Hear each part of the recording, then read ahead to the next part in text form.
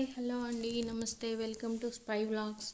ఈరోజు మనం ఎంతో టేస్టీగా అందరం ఇష్టంగా తినే సాంబార్ ఎలా తయారు చేయాలో చూద్దాం. అందుకోసం ముందుగా మనం రసం ఉడికించుకుందాం. ఫస్ట్ దానికోసం ముందుగా ఒక గిన్నె తీసుకొని అందులో 2 టేబుల్ స్పూన్ల నూనె వేసుకోండి. నూనె వేడయ్యాక తాలింపు గింజలు అన్నీ వేసుకోండి. ఆవాలు, జీలకర్ర, మినపప్పు, శనగపప్పు అన్నీ వేసుకోండి. సాంబార్ అని మనం పప్పు ఏ పప్పుతో చేసుకున్నా సాంబార్ అన్నీ చాలా టేస్టీగా ఉంటాయండి. ఇవి కందిపప్పు, పెసరపప్పు అలా డిఫరెంట్ స్టైల్స్లో చాలా వరకు చేసుకుంటారు. మనం జనరల్గా కందిపప్పుతో చేసుకుంటాము. పప్పు అనేది ప్రోటీన్ ఫుడ్ అండి. చాలా హెల్త్ బెనిఫిట్స్ ఉంటాయి దానిలో. అందుకే పిల్లలకి ఎక్కువగా పప్పు అన్నం పెడుతూ ఉంటారు. చిన్నపిల్లలకి పప్పులో కలిపి పెడితే మంచిదని.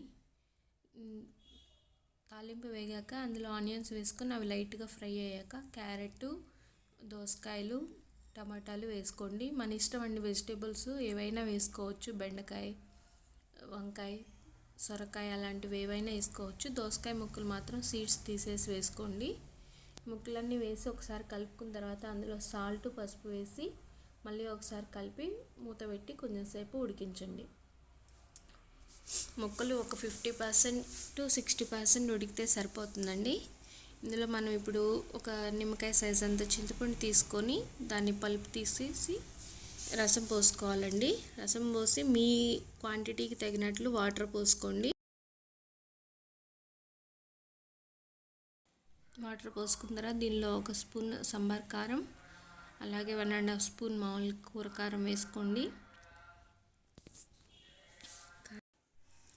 ఒకసారి కలుపుకొని మూత పెట్టి ఉడికించండి రసంని. ఇందులోకి మనం పప్పు వేసుకున్నామండి. కుక్కర్లో పప్పు ఉడికాక ఆవిరిపోయాక మూత తీసుకొని అందులో కొంచెం సాంబార్ కారం, పసుపు, సాల్ట్ వేసి కలుపుకోండి. నేను ఇది పిల్లల కోసం పప్పు సపరేట్గా తీస్తాను కాబట్టి ఇలా వేస్తున్నాను.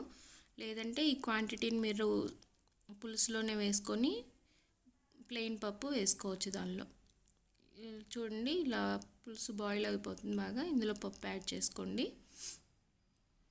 పప్పు యాడ్ చేసుకొని ఒకసారి కలిపాక టేస్ట్ చూసుకోండి. చూసారా, కన్సిస్టెన్సీ ఇలా ఉంది. మీరు ఇంకా థిక్గా కావాలంటే కొంచెం వాటర్ తగ్గించేసుకోండి. టేస్ట్ ఈ స్టేజ్లో మీరు సాల్ట్, కారం అలాంటివి ఏమైనా యాడ్ చేసుకోవాలంటే యాడ్ చేసుకోవచ్చండి. టేస్ట్ చూసి ఇందులోనే సాంబార్ పౌడర్ వేసుకోండి. ఒక 1 స్పూన్, 1.5 స్పూన్ వేస్తే టెక్స్చర్ బాగుంటుంది అండ్ టేస్ట్ కూడా బాగుంటుంది. Thank you for watching.